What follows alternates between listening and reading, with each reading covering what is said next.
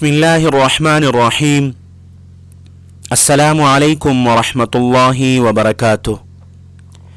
محترم سامعین، تفسیر ابن کثیر میں ہے کہ تخت سلیمان علیہ السلام جو ہوا پر چلتا تھا اس کی کیفیت یہ بیان کی ہے کہ حضرت سلیمان علیہ السلام نے لکڑی کا ایک بہت وسیع تخت بنوایا تھا جس پر خود مع اعیان سلطنت اور مع لشکر اور آلات حرب کے سب سوار ہو جاتے، پھر ہوا کو حکم دیتے، وہ اس عظیم الشان وسیع اور عریض تخت کو اپنے کاندھوں پر اٹھا کر جہاں کا حکم ہوتا وہاں جا کر اتار دیتی تھی۔ یہ ہوائی تخت صبح سے دوپہر تک 1 مہینے کی مسافت طے کرتا تھا اور دوپہر سے شام تک 1 مہینے کی یعنی ایک دن میں 2 مہینوں کی مسافت ہوا کے ذریعے طے ہو جاتی تھی۔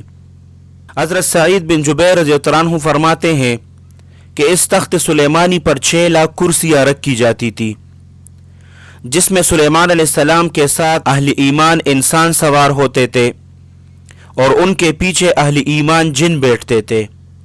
پھر پرندوں کو حکم ہوتا کہ وہ اس پورے تخت پر سایہ کر لے تاکہ آفتاب کی تپش سے تکلیف نہ ہو۔ پھر ہوا کو حکم دیا جاتا تھا، وہ اس عظیم الشان مجمع کو اٹھا کر جہاں کا حکم ہوتا پہنچا دیتی تھی۔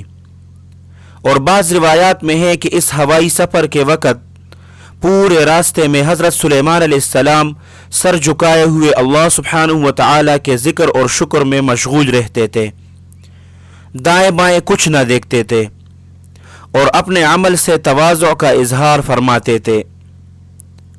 اللہ سبحانہ و تعالی آپ سب کو اپنے حفظ اور امان میں رکھیں، اپنے خصوصی دعاؤں میں یاد رکھیں۔ السلام علیکم ورحمۃ اللہ وبرکاتہ۔